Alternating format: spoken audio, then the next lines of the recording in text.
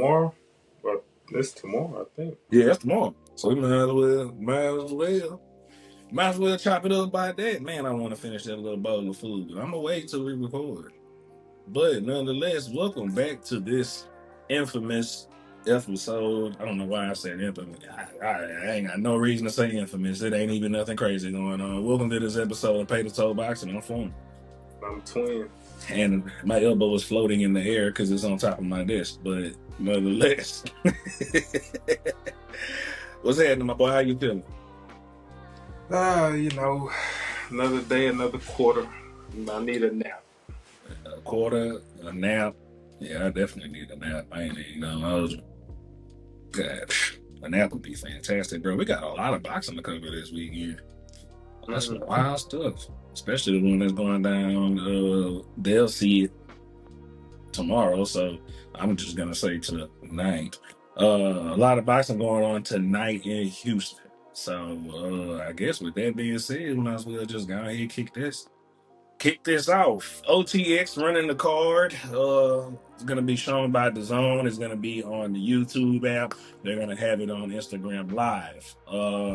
The three mains in that card: Giovanni Marquez, the hometown hero, the son of El Diamante Raul Marquez. He fights tomorrow against Mr. Munoz. What are you thinking for that? Well, I'm hoping it'll be a good hometown showing. Mm-hmm. Just another stepping stone, possibly. Yeah, he's doing, and they're doing a good job of building it and not rushing it. And he ain't his daddy, and that's the best thing that he could also be going for him. He ain't trying to be his daddy either. So that's going pretty good. He had a big knockout, I think, the last time he was at Red Owl, if I'm not mistaken. Good showing. So he's developing pretty good so far to this point. Munoz is flat-footed. He'll be there for him.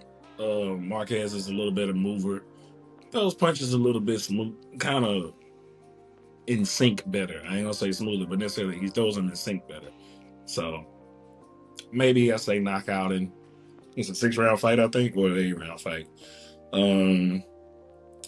Either way, if it is a 6-round, I see it in 4. If it's an 8-round, I see it in 4, and that's just that's what I got. I got Marquez in 4 for that, my boy. I ain't gonna disagree. Oh, well, I got no disagreements. All right. Well then. All right. The second fight we're gonna talk about. Young Breyon Gorham versus Luis Feliciano. This is where me and you are gonna find a different kind of split here. You go Yep. ahead. I'm going with Breyon on this one. I just think that, I mean, I don't know. I just feel like he's gonna win. I just looked at his opponent, and I just think that he'll end up. I don't think it's even gonna be a knockout. I just think it'll go to the cards, and he'll end up winning. Let's see, this is where we ended up seeing it differently at. We discussed it a little bit before we recorded it. So, Luis Feliciano, yes, he took a crazy knockout loss to Myquan Williams. However, Myquan Williams is a cracker for sure. He can crack.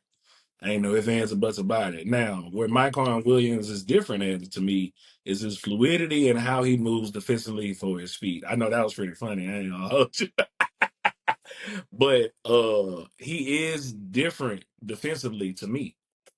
He throws a lot of his punches, and he's a heavy puncher. Not to say that Brion's not a heavy puncher. That has nothing to do with that. It's more so how Williams got those punches off on him, and then once he had him hurt, it was just it. Where even in Brion's last fight, don't get me wrong, he knocked the man out, flat on his back. But it was just a good one punch.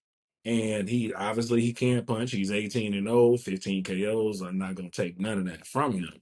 But we also we can't find the film from Feliciano's last fight in India versus Ashke, we can't find that for some reason to even judge and see what happened, right? Because he could have went to India and took a fight, and for all we know, he probably could have won every single round.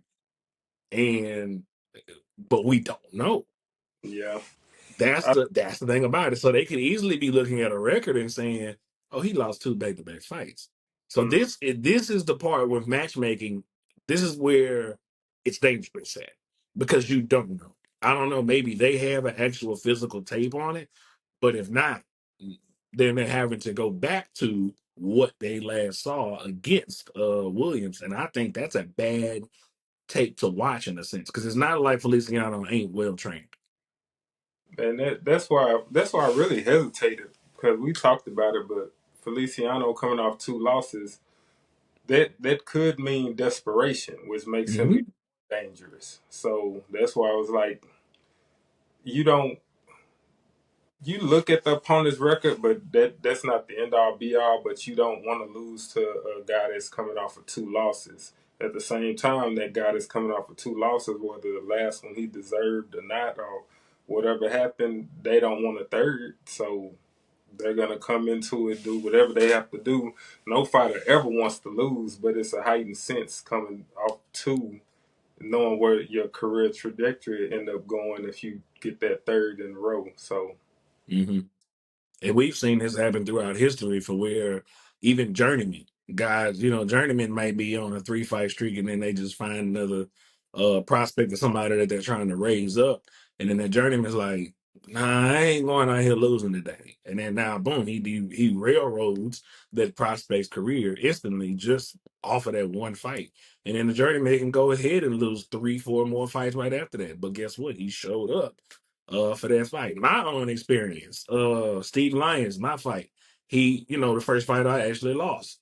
He ended up getting a fight with Damani Rock on, I think, on somewhere else somewhere right after that. Now, granted, he got knocked out on that fight. He got knocked out another fight after that. But guess what? He got tired. I ain't losing this fight though. And that's just what it was. He showed up for one. He showed up for one night, and sometimes that's how that happens. So Yep. that's where me and you see it differently at. You got a Breyon, I got Feliciano, and that's just take it. And I think we can just take it from that one. The main event. I don't think we disagreeing on this one at all. We got Andreas Katz versus Roberto Cruz. Roberto Cruz is coming off his victory not too far from Terry Chatwood. Mr. Chatwood from Arkansas, who I've seen before, lose to get knocked out by a non-puncher, very well-known non-puncher in Quentin Randall.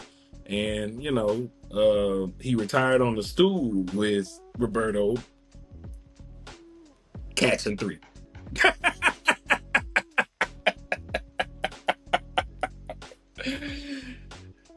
And I say that because I say that properly because they need Cats to get a win after having a controversial decision against Brandon Adams in that OTX tournament. They're trying to get Cats a win for sure, and I think Roberto is the perfect opponent for that. Yeah, I had cats and I think I said 5. So One way or the other, Cats is gonna probably get his knockout here, and if he doesn't get a knockout, maybe he just beats on him for the rounds. I don't know, but that's what that's what I see. So, and that'll do it for the OTX card right there. oh you want me to shake it back, my boy? yep. Yeah, hell no, that ain't happening. Waves back and all that shit is hilarious. Don't even matter what is going on out there. I have no idea. Also this weekend in boxing, this one shouldn't be too long. Kasase and Leigh Wood over there big in Nottingham in England. Did you watch that? I forgot to tell you, did I? No. Oh man. All right. Well, I'm gonna have to skip past that one then, because that was on me not to tell. I forgot to tell you. My bad. My bad, my boy. Well, we can go to the ESPN card then. Now we're finna get interesting. Now, Raymond Muratalla is fighting on that card, but how you feeling?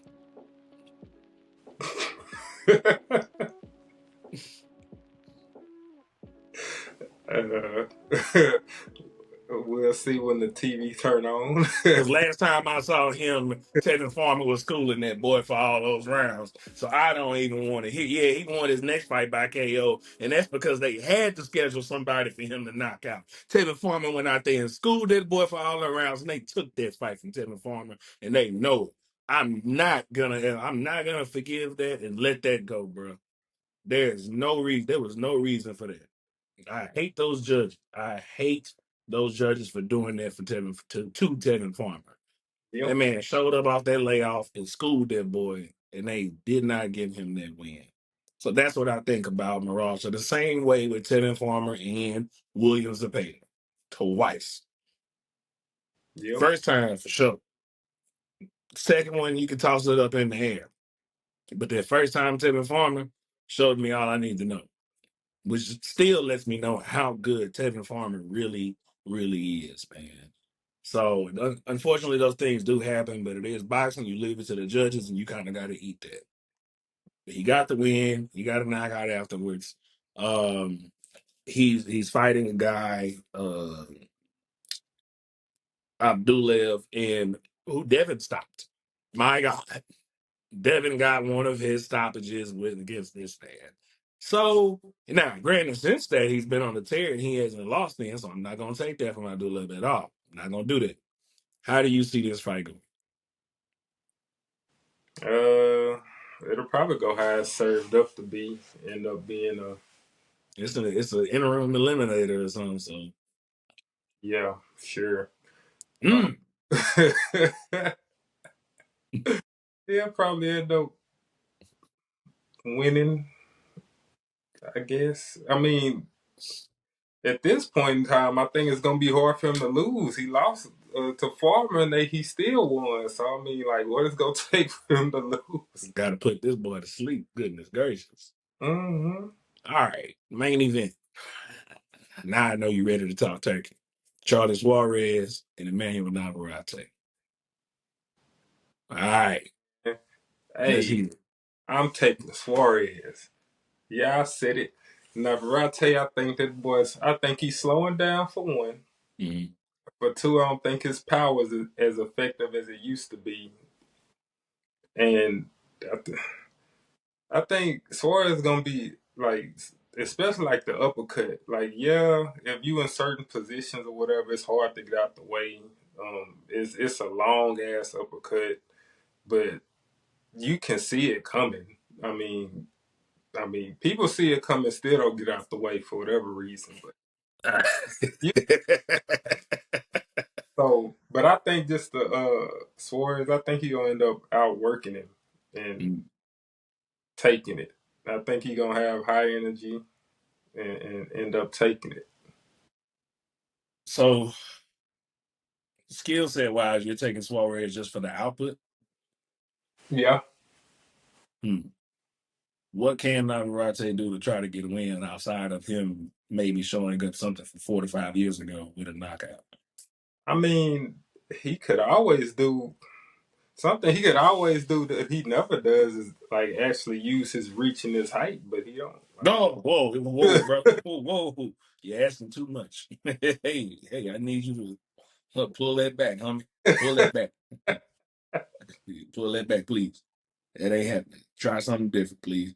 Well, other than that, he could always catch him coming in. Um, Mm. I don't know. I'm I- willing to see. you know what? He probably catch him with them elbows he be throwing. But I'm willing to see. We have to get Navarrete to a point. I don't know. It's not Top Rank's fault. It's Navarrete and his team's fault because we've actually never seen Navarrete physically fit for a fight. Yeah, he made weight, but he's never been physically fit. And I'm not gonna say he's not conditioned because he fights the same way for 12 rounds. So I'm not gonna say that. But the thing is you can tell his body's not physically fit once he even got to 130. He even tried 135. Hey, bro, where is the where's the physical gonna show up at to look like it? Because you don't look like a ready, and this may be me and me not being fair, but I feel like if he did the work to get physically fit in better shape, there would be more output and more to his game at this point. Because he's a veteran now, so there's no excuse for any of that. Zero. I don't see it happening. Just he admits like he can't or he won't put down the tacos.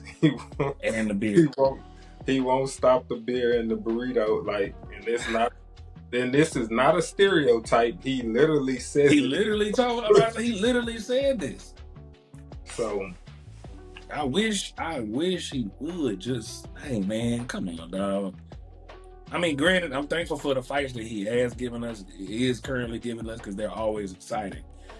But I just wish it's one of those things like I'm just still missing something from you, though. So we'll see what he got on Saturday. All right, once again, we are blessed again for another super fire card on Pro Box TV this Saturday at Kissimmee, Florida. The headliner Erickson Lubin versus Ardreal Holmes, but we finna have a firefight. And Nicklaus Flaz and Nicklaus Flaz. I'm sorry, Nicklaus Flaz and Alan Sanchez.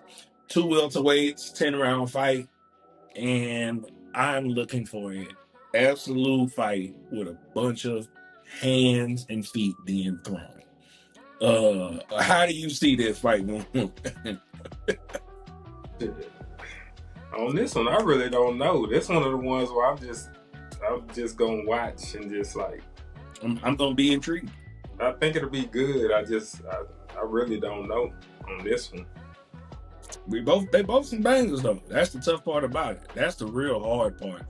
It's because of both of their styles. Alan Sanchez for sure finna come fight. And Flaz is definitely finna come fight. I too had a hard time trying to say I like Alan Sanchez in the fight. Don't get me. Let me state this. I like Alan Sanchez to win. That's me. I could be 100% wrong easily, but to me, I do like Alan Sanchez in the fight. However, am I crazy to think that just he might? Is it possible for Flags to clip him? Yeah, it is too. Like it's possible for both men. Mm-hmm. So, truthfully, I really don't know, bro. I really don't. I'm excited because Pro Box, all the fights, I'm pretty sure are going to be decently good. It's very, very rare where Pro Box TV does not give us what we love to see as entertainment. Let me say that. Mm-hmm. In Pro Box TV has a good job of giving us entertainment. That's what people look for when they're in fights. I look at the boxing match, the performance, like for instance, this past weekend, the unfortunate, the Friday night card, and even Canelo's or whatever. I love the boxing match. That's me. I thought the performance, even from Tiafimo, was fantastic.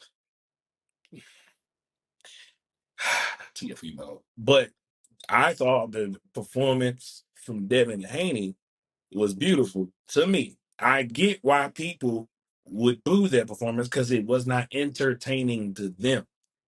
However, if you're somebody like me who likes to watch game plans and act from minute one, I loved David Haney's fight because he chose to make the fight easy for him. And I'm perfectly okay with that. So it's two different things. You have an entertainment, and then a boxing match. I enjoy both. I like being entertained. If you also show me a boxing match on TV, I ain't mad at you. Yep. So It's different ways to win, and regardless, I think some people watch boxing and just think that fighters go into the ring and just like I don't know this dude. I don't even know if he's southpaw or orthodox. I don't know anything about him. I'm just going in here and whatever happens happens, and that's not and that. Even if the fighter says that, like in a press or something, his trainer don't do that. His trainer is watching tape. His trainer has seen these opponents. So even if the fighter says that, that don't mean his team not saying, "Hey, look out for how he steps around this way," or "Look out for Yeah. the." I don't know, he pulls out straight back or stuff When he like. takes this deep breath, his shoulders lean here, you know he finna do this. All of that. There's so many different things that go on. Like, yeah, the fighter gonna think what he wanna think for sure. We don't know. We stupid. We fighters. Obviously, they smart people. They coaches. They not in the ring doing it. They the smarter of the two. You know what I'm saying? And, So and some uh And sometimes the game plan with y'all, a lot of people would want the game plan to be stand in the middle ring and slug it out. Well, unfortunately for fans like that, a lot of boxers will say, "Well, his feet slow as hell. He can't catch me, so I'm about to move, and he gonna have to catch me. And then catch when he does catch me, I'll exchange with him, and I'll keep moving, and then he have to come catch me again, and then." correct. People don't really like that style, but it's a style. So That's between them and God. They gotta figure out. Main event. Erickson Lubin returns after about a year and change off. Against Ardreal Holmes. That's a good win. And then he's coming back. It's not like he took time off, and I'm thankful as a fighter. Um, and he's coming off a win still from that time off. It's not like he was uh losing or anything else like that. He beat Ramos, another undefeated fighter, showing that he still belongs in the 154-pound division. He ain't just no journeyman. You ain't finna make him a stepping stone for nobody. He went out there and proved who he was. Andre Holmes been a local fighter out there in Detroit and Michigan, just around that upper northern Middle East area, more northern Middle America area for a while here. Kind of a tall guy. They fought a couple of times in the amateurs. Lubin tells like, "Bro, I beat your ass in the amateurs. I'm gonna beat your ass here in the professionals too." How do you see that fight going? kind of like Lubin said. I, uh, I said that so professionally, and you just said, "Yeah, he's gonna wipe that boy nose." yeah, I mean, Oh man, because he's gonna look to maintain what he had because when he fought Fundora, he floored Fundora in the sixth, seventh don't round, forget that he did put him and down. so he did put him down. He ended up getting stopped a I mean, few he ended up rounds looking like, later, you and know, he ended up looking like Puff Puff Man afterwards, but yeah. So, I mean, just to do that, like that shows you still have something to say in that weight class. So, I think he'll take advantage of the opportunity. I don't think, yeah, I think, yeah, I think he knows. Even after beating Ramos was one thing, and him ruining the projected plans for Ramos at that point, because they had plans for Ramos. You get past Lupin, you gonna get here. Him ruining his plan. So I don't. He took that time off, and it's good for him to rest with a lot of wars he's been in. mm-hmm, Um, so I think he knows he's gonna come back, and he's gonna have to put on a different kind of performance here as well. He knows he's gotta, okay, what I gotta do? I gotta step on you now, and I gotta really show that I'm tired of being a contender, and I'm ready to go out there and fight for a belt. And that 54 division is a hell of a place, you know. And if you want to show that you got yourself together, Pro Box is the place to show that you got yourself together. Ain't nobody got no walkover opponents on there, as we just saw Cardenas come at Inoue's neck. Again, another Pro Box fighter showed up on another stage and showed out, entertained us for those 7 rounds that we got that fight in with a knockdown in Inoue. Not a lot of people can say they did that. It's gonna be a lot of people that say they wish they could do that for it as it relates to Inoue. So, um, Lubin looks to add his name to that. So I think we both looking at Lubin by KO. yep. Yeah, I think so. I'm taking that. Taking that too. Man, you know what? I'm not gonna say the words I just said. I'm recording. I ain't gonna say those words, but So you gonna have to cut it off because you said it at the. I said it in the beginning when they first started recording. Man, I ain't even do that. I'm gonna edit that for sure. Anyway, unfortunately today, TFMO decided to go live and decided to lie. I'm gonna insert that video right now. I seen his legs last. I seen his legs last fight. Them shits are done, gone.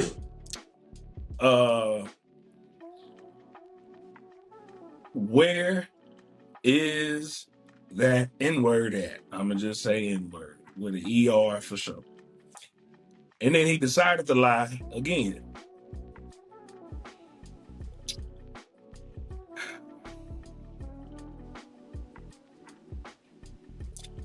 Talking about, I said, nah, where's the liquor at? Because he said my dad was on drugs and he's an alcoholic.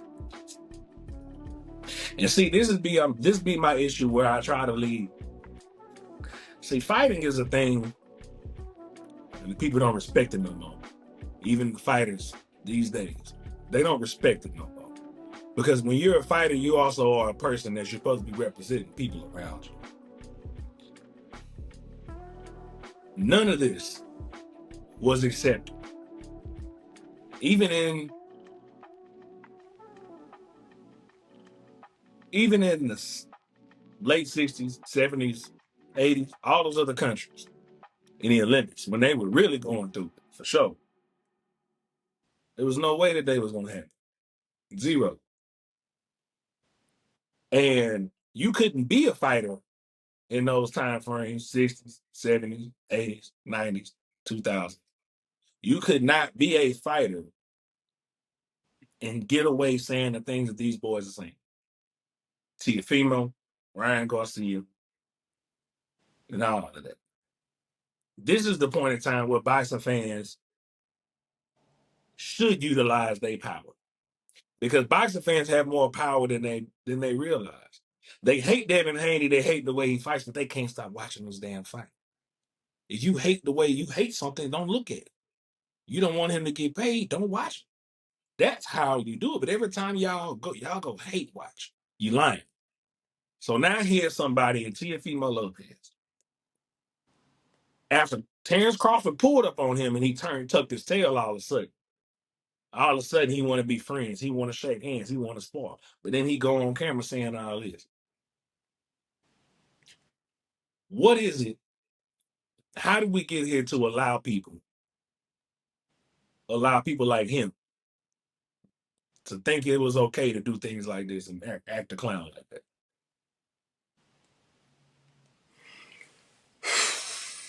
Man, I'm tired of people hiding behind this word trolling. He trolling. Like, no. Like, inside the ring, and me and you, I think we do a good job of separating. Because inside the ring, T.O. is a good boxer. Outside the ring, personally, I think he a hoe. That's just how I feel. Correct. I don't care about all this trolling. Like, if you look at the path he was on, and the bad thing about it, he didn't need this. Before he fought Lomo, T.O. was the guy in the ring with the Heisman pose, the Heisman jersey, doing the backflips, having a bright smile, good on the mic. Like, he was already going towards being a fan favorite. He didn't need to do none of this. So all this trolling and saying the N-word and all this crap, like, you don't need that. Trying to be the bad guy, like, he didn't need to do any of that. So, like, for him to do this and then just try to hide behind, well, I'm just trolling, I'm trying to sell a fight, like, bro, what? Like, you cheapening your brand to me. Like, You don't have to sell a fight. You are who you are. The you problem is he insecure and he don't believe in himself enough to get these fights. He's like trying to call shots that he can't demand, and he's wondering why he couldn't leave Top Rank because nobody else would offer him nothing. When he was like, "Oh, oh man, I'm gonna shop around," you couldn't go nowhere. There's nobody else want to deal with your antics either. And here like you are again with another antic. so like say it worked for right now. That's cool. But your boxing career gotta end, homie. Like, you gotta walk around and deal with the shit you doing now later. Like, Correct. do And you this want? is why I know y'all be telling me to chill on the internet, but I don't. Like, I want people to know, like, I will slap the shit out of you. It ain't no ifs, ands, and buts about it. Or you want to meet in the gym, somebody's gym or whatever, and whatever. I'm cool with that. Let's handle that. Because like sometimes people need to know that. And he one person, like this is my thing about fighters these days. And fighters today in general. Let me say that for sure. Because these boys are being raised in this gym and they not outside with their friends. Their parents are locking these boys in, and you don't have fighters who have been living in the real world experiences no more. You know, you don't have the guys like, bro, I was in the neighborhood with the homies. I was fighting. Don't get me wrong, I'm gonna go train, but when after I trained, I went back outside with my homeboys. These boys don't get a chance to go do all of that. So they miss the real world. They miss logic. They miss reason. That's something. That's the problem. Tio ain't been slapped in his mouth by nobody around him and told him to shut up and do something else about it. You've been living in that gym, living in the bubble, and they've been hyping you from that point. Nah, homeboy, let me bust your bubble real quick.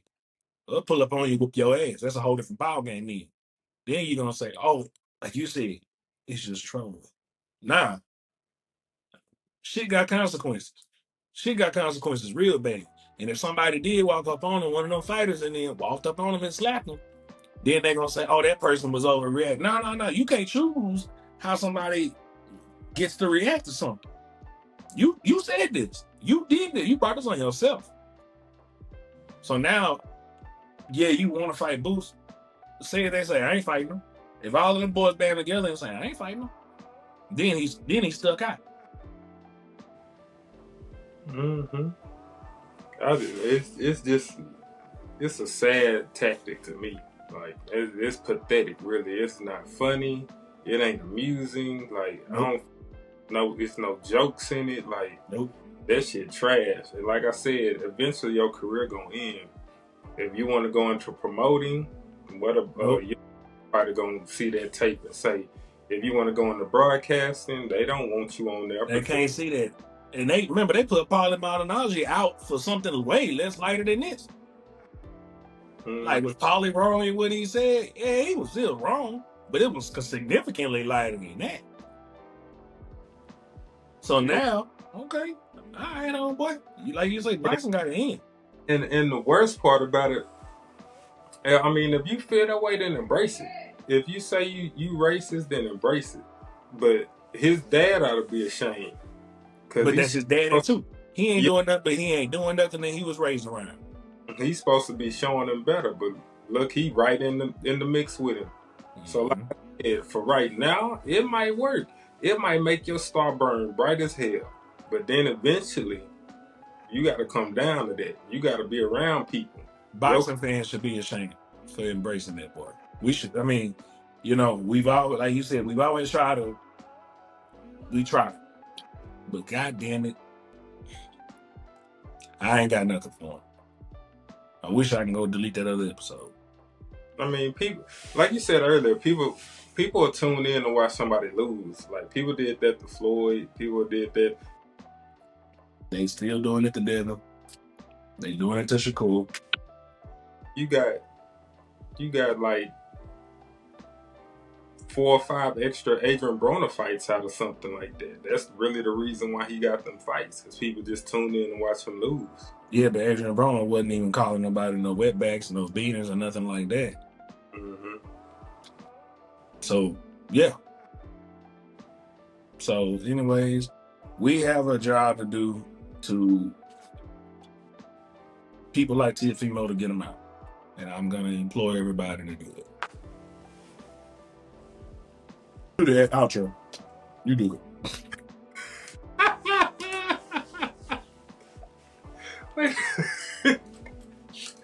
As you choke on a cookie. Oh, man. Well, we appreciate y'all for tuning in. Y'all keep rocking with us. Tell your friend, to tell a friend, to tell a cousin, to tell another cousin, to tell another friend. All that. All that. Subscribe, follow, whatever, share. Appreciate y'all for rocking. And we'll holler at y'all next episode. For sure. And Chick-fil-A, shout out to y'all. Y'all be cool, man.